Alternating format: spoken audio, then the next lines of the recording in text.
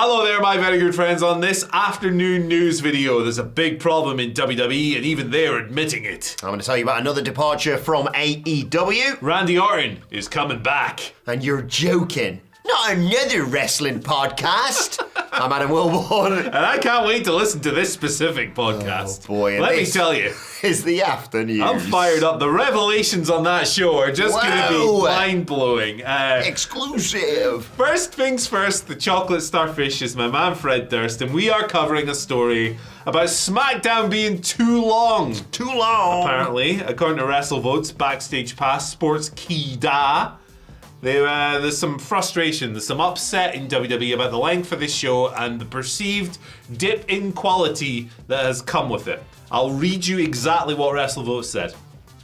Their words. We are told several within the company strongly dislike the 3-hour SmackDown format, as those sources feel like the quality of the show has dipped in the last 2 months. Prior to the expansion, there was optimism and belief that some underutilized talent would be able to shine considering the extra hour. However, this has not come to fruition as of yet. SmackDown is still scheduled to return to 2 hours come June. So that's the silver lining of if you're watching SmackDown at the moment, you're thinking, this is not as good as a 3-hour show. Mm-hmm. It's going to be over in a couple of months. So, it's a temporary thing. I think that this stuff was particularly loud this past weekend, yes. Right? Because it was not a well-received episode of SmackDown. No. And hey, look, it's almost like the boys who came on a news video and said, hey, maybe Road Dogg being a lead writer isn't a good move. Maybe they were on, those guys were on, the bald and the ginger guy, they both wear glasses. Maybe they were onto something. Yeah. Glasses. Yeah. I don't know, but so even if you perceive this as a problem, it's going away soon. Yes, thank God for that. Yeah, I will say that I personally have found my SmackDown viewing experience a bit tougher. It definitely feels like more of a slog. Yeah. They've not found whatever formula they were hitting with the 3-hour Raws last year. It seems to be a case of, on some shows, it'll be a case of, instead of coming up with new stuff, right? You have an extra hour, instead of going segment for you, match for you, match for you. They're kind of taking a lot of things and just going stretch like this sometimes. But sometimes that works out. Sometimes you get a really fun 20-minute main event between Nia Jax and Tiffany Stratton. Yeah, that was good. Sometimes you get whatever the hell The Miz was doing last week. It's last week was a particularly not good show, but they're going away soon. Yeah, this is the thing. I think I've enjoyed SmackDown more than most, but I will admit that it's not as good as it was when it was just a nice, clean 2-hour show. Like, there was that period where Raw and SmackDown were both 2 hours, and everyone was just like, this is perfect. Don't change this. But the thing is, it comes down to money, and 3 hours earns more money than 2 hours. Yeah. So that was always going to happen if the offer was ever going to be put out there on the table for them. But yeah, I think you can tell the difference of the sort of flexible runtime that Raw has. Like, them going long this week, no one complained about that because of that brilliant main event that they had and just a really good all-round show. SmackDown, you're right. I think we were all excited because we enjoyed the 2-hour SmackDown so much of like, oh, right. So not only do we get what we've already got, but now they get opportunities for, some of the sort of women that are being overlooked or you people like your Andrades or people who they've been used, but they haven't really done a lot since they've been brought in. And what it feels like is like they turn around on a Friday afternoon and gone, oh God, it's 3 hours, not 2. Right, double length of that match, and let's have some bollocks with R-Truth in it. And I love R-Truth, don't get me wrong, but it doesn't feel like they're utilising the 3 hours the way that they could. Yeah. But then again, also, if you have Rock going for 26 minutes or whatever it was, everyone's going to be like, this show is long. But like you say, by the summer, thankfully, and hopefully permanently, this conversation will be over. Yeah, it's going to get to the gone in June. Shouts to Static X. Rest in peace, Wayne. It's going to be gone. I can understand why people in the company would be like, hey, this has declined, I don't like it. I get it, because I think it has. And I think that is reflected in the response from the viewers and from people who are watching this every week. It is what it is. It'll be gone soon, don't worry. I think I can speak for both of us when we say that the only show that really needs to be 3 hours is NXT. So it's not a real show. It's not. It doesn't exist. I don't know why you keep talking about this thing. It's like, your imaginary friend who lives in the closet. Yeah, Steve's it's the my magic. coping mechanism Yeah. to black and gold in it. It's black and gold, the It's chrome like, and you've skull developed it. period. You've developed it as a fake friend to combat the Death Riders. The Death Riders, of course, who are on AEW. Oh. Speaking of AEW, segue, another AEW departure to fill you in on. Not like a firing or anything like that. It is just the usual thing of someone's contract is expiring and they're not going to have it renewed. This time it is legit Leyla Hirsch, her time on AEW and a Ring of Honor coming to an end. PW Insider reporting yesterday that her contract expires today, Friday, February 28th. She's not expected to return. She's going to be a free agent. Unknown as if both parties came to that understanding. But of course, she first signed with AEW back in October of 2020. Debuted in October of 2020. Signed officially in March of 2021. Wrestling 56 times for AEW, last appearing on a June episode of Collision in a tag team match. Bit of a shame this, because I was a big fan of Leyla Hirsch. I know she has suffered an injury, so she missed a bit of time in amongst all that as well. Just that you look at her and you're like, gosh, she's this tiny little Russian wrestler. And then she just kicked ass. Really liked her. Best luck to her in whatever she does next. So the thing with like she's been on Ring of Honor a lot. Yeah. And Ring of Honor is not the most story-driven show a lot of the times. I've got quite a balanced take on Leyla Hirsch. I think she's first of all, I think she's a really inspiring real-life story. Yes. Growing up, she's recalled her experiences growing up in a Russian orphanage and like the difficulties and the hardships before she was adopted and taken to the United States. So like I have a great deal of admiration for the hardships that Leyla Hirsch has overcome in life, and I want her to either get a new contract somewhere else now, if she's leaving AEW / Ring of Honor, or just make loads of money on the indies. I want her to do well. I really like Leyla Hirsch. I also like her as a wrestler. I think that the Diamante death match last year was a barrel of fun. One of the most fun hardcore matches of the year. It was an absolute riot. And I also think she gave Athena one of the best title defenses in Athena's great title reign. So there you go. She's not someone who was ever stuck into a lot of stories when she was on the AEW side of things. She had the Camille thing, obviously, for a bit. But yeah, not a great deal of story material for her to sink her teeth into. And sometimes I wonder about, she signed with AEW when she was 24. I wonder sometimes about development in AEW, right? Are people getting the reps that they need a lot of the time? I think that that's a fair criticism. But Leyla's worked a lot on Ring of Honor over the past couple of years. I wish her all the best. Horrible injury. Yeah. That disrupted her to a degree. But look, she's only 28. There's plenty of time for her to go and have a killer career. And I think with the resolve that she has shown in what she's achieved so far, I think she's going to do totally fine. Yeah. I don't like hearing about people losing their jobs. No. Obviously. But it's more again. It's always preferable that a contract expires than getting fired. Yeah, it's different. It's different to someone being told the obligation has ended. Let's part ways. Yeah. To hey, you're fired 2 years ahead of schedule. Yeah. There's a difference for sure. I think she'll smash it on the Indies. Or there's a Jordan Gray-shaped hole in TNA. There is. Best luck to her. There's opportunities for her, and I think that if I'm a wrestling company and I have room on my budget, I'd be looking at picking her up. Fascinating individual. Sure. Best luck to Leyla. Good wrestler. Let's go. Right, what's next? I can't remember. Randy Orton. Oh yeah, Randy Orton. He's a good wrestler too. He's quite good. Yeah, he is. He's all right. Old man Orton. He's having one of his best eras ever, I think. It's awesome.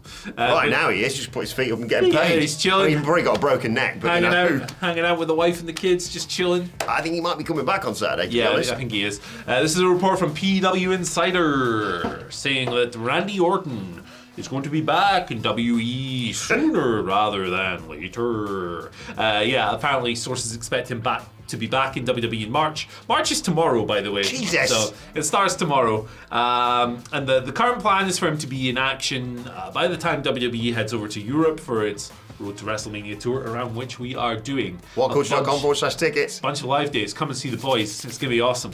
They think he's going to be back for that, which means he'll be back for WrestleMania. And PW Insider note that Kevin Owens is the logical path to that. But this hasn't been confirmed because Kevin Owens has Sami Zayn in an unsanctioned match. Yeah, they're going to kill each other. They're going to die. So you want to see a dead body? Tune into Elimination Chamber. It's a PG product. So yeah, he's been out since November. Kevin Owens killed him, obviously. What was the thing they said? WWE said... broke his neck? Cervical cord neuropraxia after taking the pile driver. Sorry, package pile driver from Kevin Owens. So he's got a bone to pick. So awesome that they've got that over, by the way. Just that move. Yeah, it's the best move. That and the brain buster. Yeah.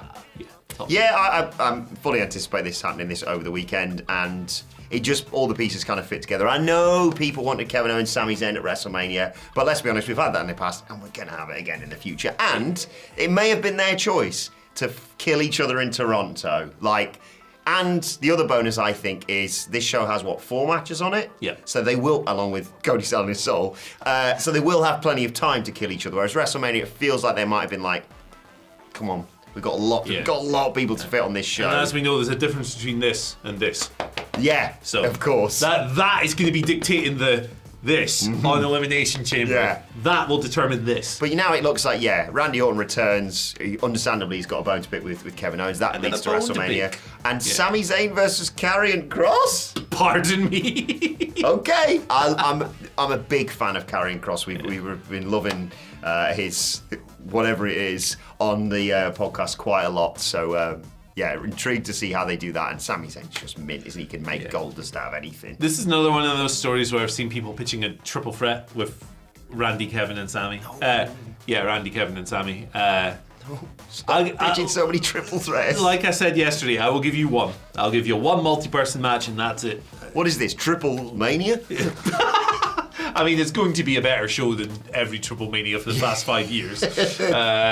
For a myriad.